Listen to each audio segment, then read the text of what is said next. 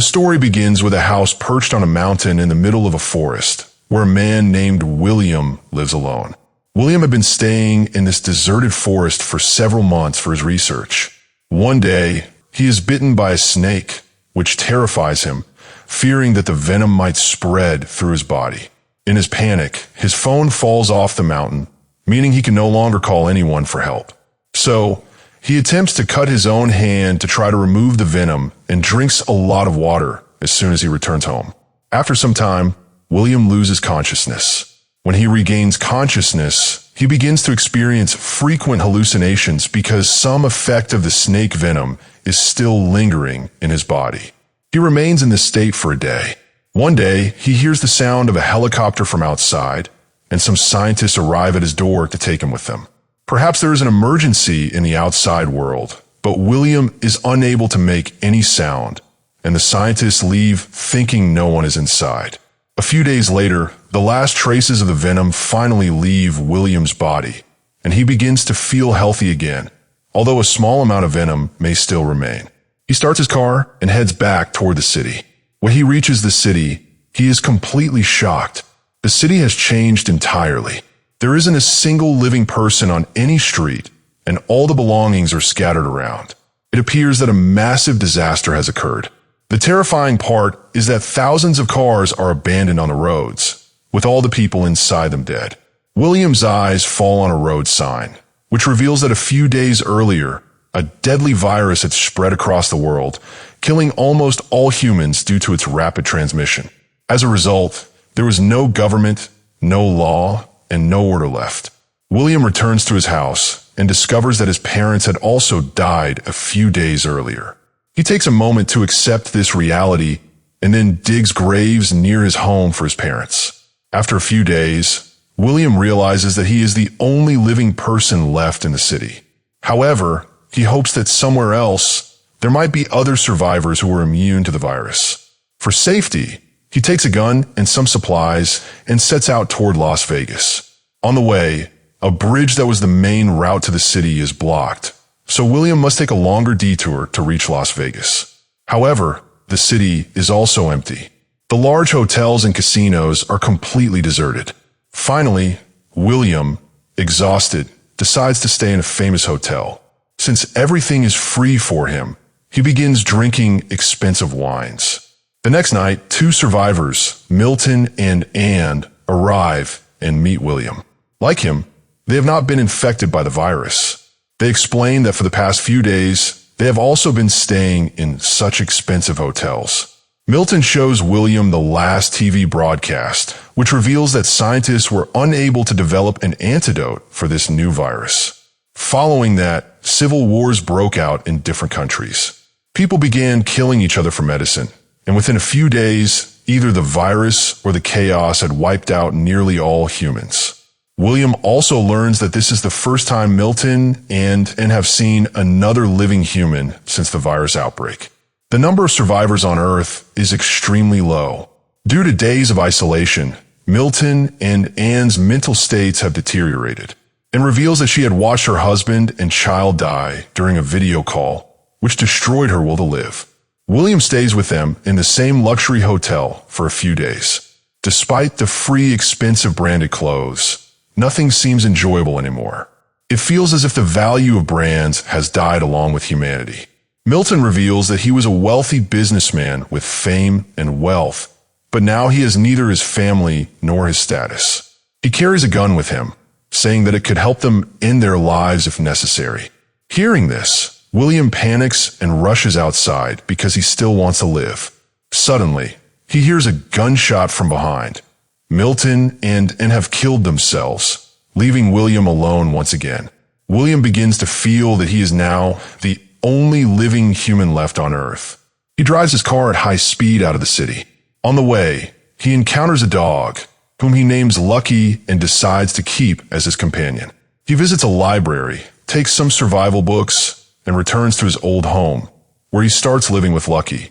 The remaining food in nearby stores is enough for a long time, and later he can also grow crops to survive. Time passes, and a year goes by. William and Lucky develop a strong bond. However, without humans, William begins to feel very bored. To pass time, he sometimes goes jogging or swimming. At one point, he drives his car in circles in one spot. But one day, his boring life changes. Lucky starts barking loudly toward a distant house. William sees smoke coming from that house, so he immediately drives toward it. On the rooftop, a girl with a gun scares him. Her name is Emma, and she is also a survivor. William tells her everything about himself, which convinces Emma that he is not a threat. During their conversation, they realize that neither of them has seen another living person for a year. William shares everything that had happened to him, and Emma tells her survival story, that she had just arrived in this area yesterday and had thought there was no one else alive around. After talking for a while, William prepares to leave, but Emma says, "Stay here tonight. It's been so many days since anyone alive has been around." William agrees, and he brings Emma to his home. Because he had been living alone, he had not maintained the house properly. Everything was in disarray. Together, they begin to clean and organize the house. Nearby, there's a food store, so they go there and bring back food and supplies. This unexpected meeting rekindles hope in both of them. Now they sleep together, wake up together, and handle daily tasks as a team. They develop hobbies to keep themselves from getting bored. They also realize that if they're the last couple on Earth, it will be their responsibility to increase the population. Meanwhile, with humans gone, wild animals have started venturing into the city. Over time, William installs solar panels on their home to make it fully self-sufficient. A few days later, Emma becomes pregnant. She is overjoyed, but William is worried. He wonders if bringing a child into this post-apocalyptic world is the right decision and how the delivery will even take place. To prepare, William goes to the library and starts reading books on childbirth. Over time, their home becomes fully secure. With solar panels installed, they can store food in the fridge, and they begin raising chickens and a few cows for eggs and milk. They also have a large green garden, and the air has become clean and pure after humans disappeared. However, they face a major problem. The number of rats in the area keeps increasing, and now they start coming toward their house. At first, they burn garbage to keep the rats away, but when that fails, they seal the house completely. One night, Emma says that they will soon find solution for the rats, and meanwhile, she is happy about her unborn child. In the following weeks, William brings some cats from afar, which helps reduce the rat population. Finally, the day comes when Emma gives birth. They had prepared well for this day, and with William's help, a healthy baby girl is born. Afterward, they paint their address outside the city so that if any other survivors ever come to this city, they can find William's home. 6 years pass. One day, while returning home by car, William's car is involved in an accident caused by a tiger. As he watches the tiger carefully, he suddenly sees a little girl who runs away in fear upon seeing him. William catches her and tells her she can come to his home. She is extremely scared, so he gives her an apple. Seeing the apple, she trusts him and realizes he won't harm her. She then gets into William's car and comes home with him. By now, William has 2 children. 2 years after the birth of his elder daughter, Hira, they have a son named Alex, and Emma is now pregnant with their 3rd child. It seems that these 2 are the ones who will increase the human population of the world. Luckily, due to their painted address, 2 more survivors find their way to William's home. The little girl is still frightened, so she refuses to get off the truck, and no one forces her. She stays in the truck all night. In the morning, when Marina goes to give her food, the girl tries to attack her. Marina then tells her story about how she and George have been searching for other survivors and eventually found William's address. Slowly, Marina brings the girl inside the house and sends her to take a bath. Marina finds some strange drawings in the girl's bag, along with a letter addressed to EB. She shows the letter to everyone and explains that it was written by EB's mother. The letter instructs that whoever finds EB should take care of her, because when the virus spread, EB's father had physically harassed her, leaving a deep impact and causing her to fear everyone. One day, EB's mother killed her father and told EB to escape to a safe place. Now, the 5 of them take EB into their group. Soon, Emma gives birth to her third child, named Sam, and their family grows even larger. For the next year, they all live happily together. But one day, they sense someone approaching. They send the children inside the house, while the adults arm themselves to see who it is. It turns out to be another survivor group that arrived by following Emma's painted address. This group includes Molly, Jean, Ezra, and their son, Rafe. William and the others bring them into their home. Molly explains that in 8 years, they had seen only 4 living people. They had no permanent home and had been wandering. Emma then says that this is now their home. There is nothing lacking here, and together, they can build a new society. Molly, being a doctor, is a blessing for the group as they now have medical help. The next day, William explains the rules to the new members, emphasizing that the human population in the city and surrounding forests is extremely low and wild animals often roam nearby. Therefore, whenever they go into the city for supplies, they must always carry weapons and at least one companion. After this, all the people move toward the last part of the city. They go in different directions to gather various supplies. Nearby, there was a hospital, and because Molly was a doctor, she collected many medicines from there. They then returned home with all the essential supplies. The new member, Jean, was a singer, so she sang a song for everyone. She was also the mother of Ezra's child. Meanwhile, George and Marina grew closer to each other after many years. In the coming months, both Jean and Marina gave birth to a daughter each. Slowly, 14 years passed. Their family had now grown very large. They were celebrating the birthday of their eldest daughter, Hira. William taught all the children in the group about the old world, explaining how many people once lived on Earth, their behavior, what they used to do, and how they should live in the future. He kept sharing all this knowledge with the children. One day, a terrible storm struck. William suddenly remembered that their dog, Lucky, was not inside the house. He rushed out to find him and discovered that poor Lucky had been crushed under a tree and died. William and Emma were both heartbroken, as Lucky had been with William even before Emma and had restored his will to live when he had lost all hope. They dug a grave for Lucky in their garden and honored him as the first member of their group. One day, while William was watching the children play, a tiger entered their garden. William immediately stepped in front of the tiger to protect his children. By the time anyone could help, the tiger had severely injured him and escaped.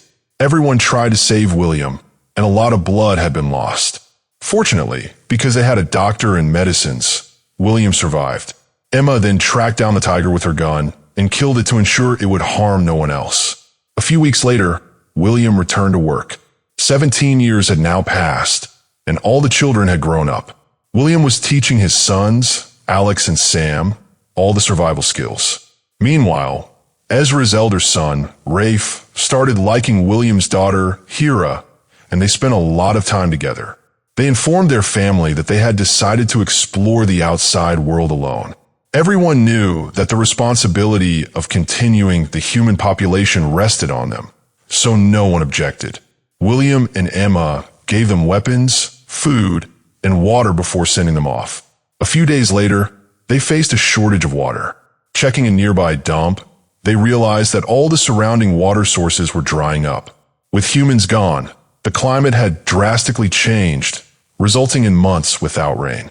This presented a major problem for the group, water scarcity. At that moment, they saw a car approaching, which meant that some other survivors were still alive. They quickly returned home and informed everyone, warning that these people could be a threat and might try to take over their home. It turned out that the group was led by a woman named Charlie, who explained that they had come to get oil. They had a drilling machine that could drill into the ground and install a hand pump for William's group to ensure a steady water supply.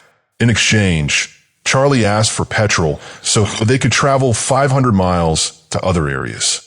Since William's group was facing a water shortage, they agreed to the deal. After all, what good would it do to keep negotiating repeatedly? Following William's instructions, Charlie's group began drilling at a chosen spot. Because the process would take several days, Charlie's group stayed in their van during that time. Over time, William noticed that Charlie was not a trustworthy person. From their conversations, He learned that she had previously killed several survivors for resources. After realizing this, William privately warned his group to stay cautious and ensure the security of their home. Emma reassured him that Charlie's group would leave once the drilling was done, so there was no need to worry too much. The drilling continued for the next 2 days, and finally, after 4 days, they successfully extracted water from underground. Everyone was overjoyed. William announced that the deal was complete, and they could take all of Charlie's petrol and leave. That night, everyone celebrated. However, William was tense, feeling that Charlie was a dangerous person and would not leave easily. Late at night, William heard someone screaming outside. He went out and saw Charlie coming out of a room, with her companion, Silas, standing guard outside, ready to confront anyone who approached.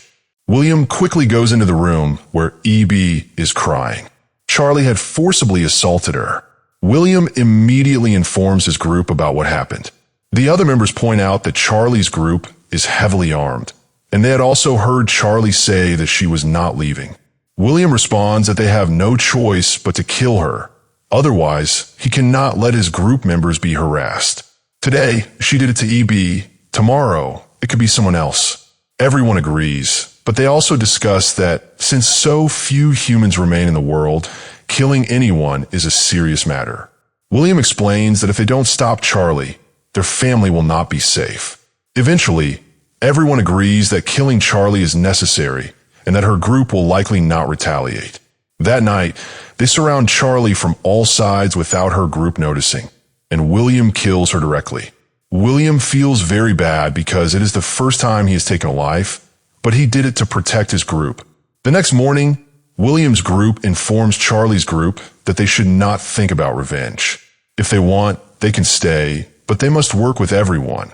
If they want to leave, they are free to go permanently. Most of Charlie's group chooses to stay. However, Charlie's best friend, Silas, is furious. He hates William because, in his eyes, William suddenly attacked and killed his friend Charlie. Silas fears that William might attack someone again. Charlie's other companions reveal that they already knew Charlie was a bad person, abusing her position as a leader and mistreating women in her group. They are glad she is dead. Silas is the only one upset, so William permanently removes him from the group. Silas tries to return later because his whole group stayed, and he could not survive alone outside.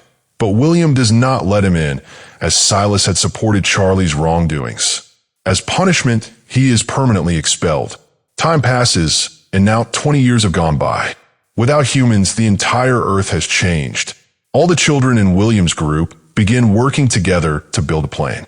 William's son says that in some time, they will perfect the plane, which will allow them to travel easily down from mountains. However, after some time, members of their group start falling ill one by one. They soon realize that more than half of them have been infected by the virus again, showing the same symptoms as the virus from 20 years ago. Dr. Molly explains that although they had been immune to the original virus, it had evolved over time.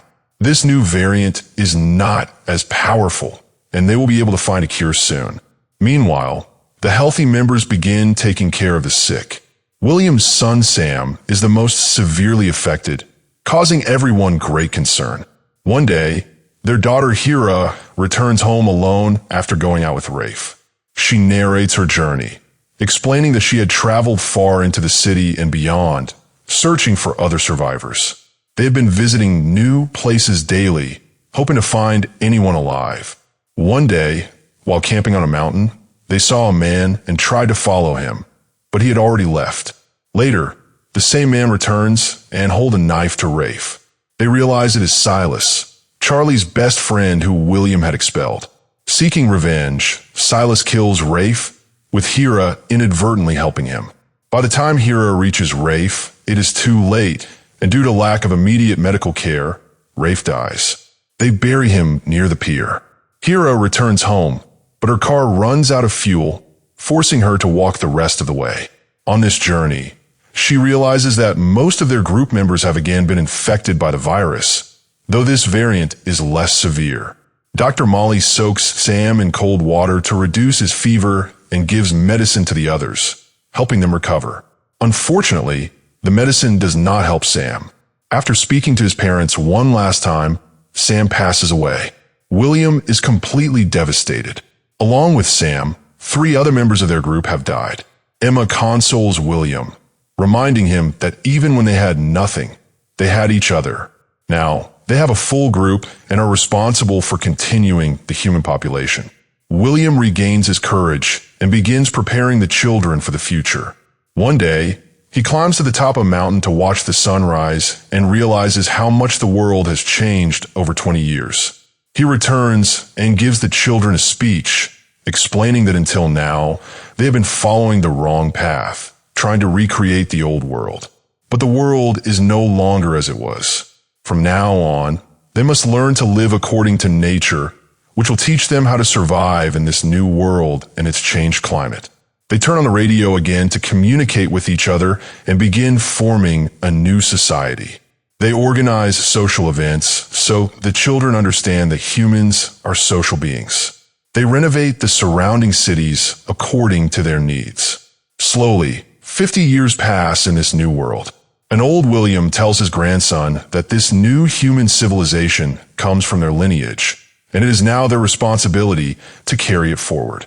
And with this, the movie ends.